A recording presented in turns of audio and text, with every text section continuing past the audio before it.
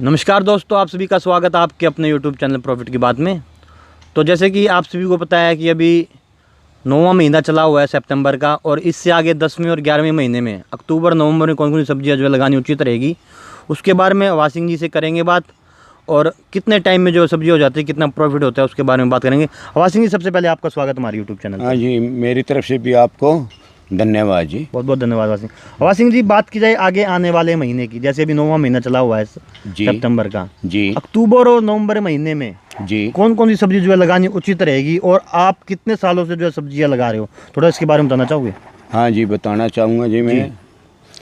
ये है जी, मान लो अब आ गया अक्टूबर का महीना और नवंबर का महीना। आपने मेरे सामने एक प्रश्न रखा है कि सब्जी की कौन सी बिजाई जी उचित रहेगी। जी मान लो आप अक्टूबर का महीना लेके चलो जी। अक्टूबर के महीने में आप सब्जी लगाएंगे। एक तो अक्टूबर के महीने में आप आलू की सब्जी लगा सकते हैं जी। जी और दूसरा नंबर हरा प्याज बोलते हैं, जिसको छिंटे का बोलते हैं हमें मंडी में पहुँचाने के लिए। वो भी अक्टूबर का महीने में अगर आप उसकी बिजाई करेंगे तो उचित रहेगा जी। अगर सितंबर में भी लोगों ने कर दी थी, लेकिन उसकी जर्मिनेशन नहीं आई जी, क्योंकि अब की बार टेम्परेचर बहुत ज़्यादा है। जी इसलिए बीज ही खोना था जी। किसानों ने बीज काफ़ी खोया है। ई बीज टे मार्केट के अंदर प्याज का बीज ही नहीं मिलने लग रहा जी। पिछले साल प्याज का बीज 370 रुपये प्रति किलो था जी।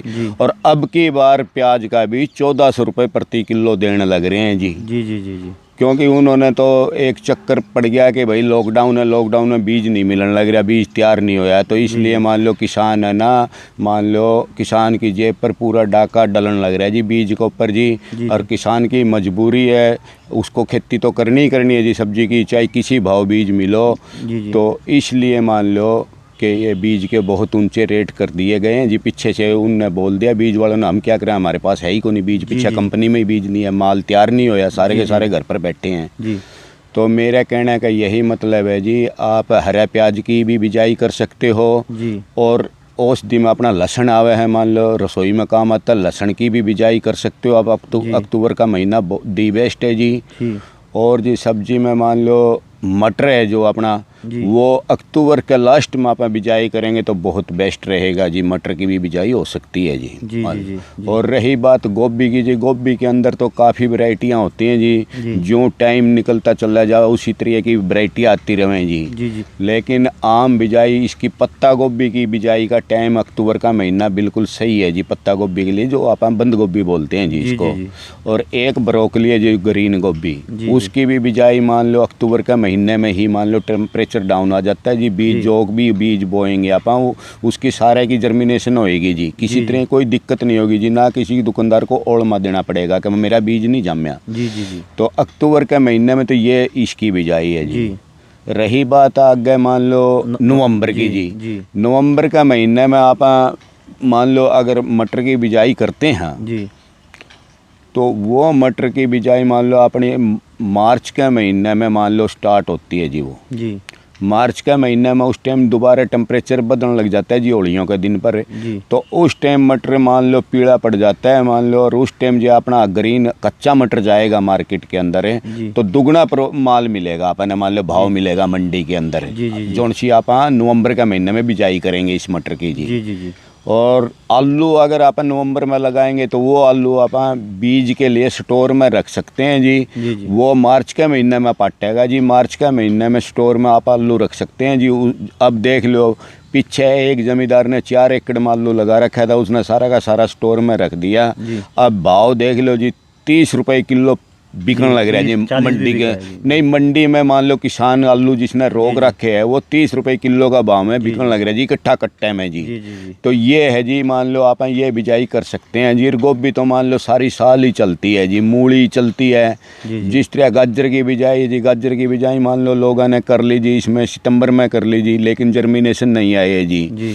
लेकिन जो आप अक्टूबर में जो गाजर की बिजाई करेंगे इसकी जर्मिनेशन पूरी आएगी जी बीज की। मान लो किसी तरह की झिक नहीं होगी जी कि मेरा बीज नहीं जमया जी। अब मान लो चुकंदर है, चुकंदर भी बो सकते हैं जी। आप मूली की भी बिजाई हर वक्त होती रहे जी। मान लो ये जो अपना अक्टूबर का महीना है, इसके अंदर मान लो आप बिजाई करेंगे मूली की, तो मूली की देसी वैरायटी है जी, मान लो उसको देसी पत्ता में बोलते हैं, उसकी बिजाई का टाइम आ जाएगा जी। अक्टूबर के महीने में मान लो वो लगाओ, 2 महीने में तैयार हो जाएगी जी। पक्के ने वो 60 दिन लेती है, उसका भाव अच्छा मिलता है जी। इस टाइम जो मूली चल रही है मार्केट में, यो मान लो पालक पत्ता वाली चल रही है जी अपने, मान लो जी जी जी। तो ये है जी, मान लो। तो आवाज सिंह जी, आप कितने सालों से जो है ये खेती कर रहे हो अभी? मैं जी लगातार मान लो 30 साल से ही करता आने लग रहा हूँ जी, कंटिन्यू जी। मैं अपना इसको मिक्सचर खेती बोलते हैं जी, मान लो सारी तरह की मिक्स खेती करता हूँ जी मैं। जी। मान लो जो भी टाइम आता है समय के अनुसार उसकी बिजाई करता चलता जाता हूँ। 30 सालों से आप जो है ये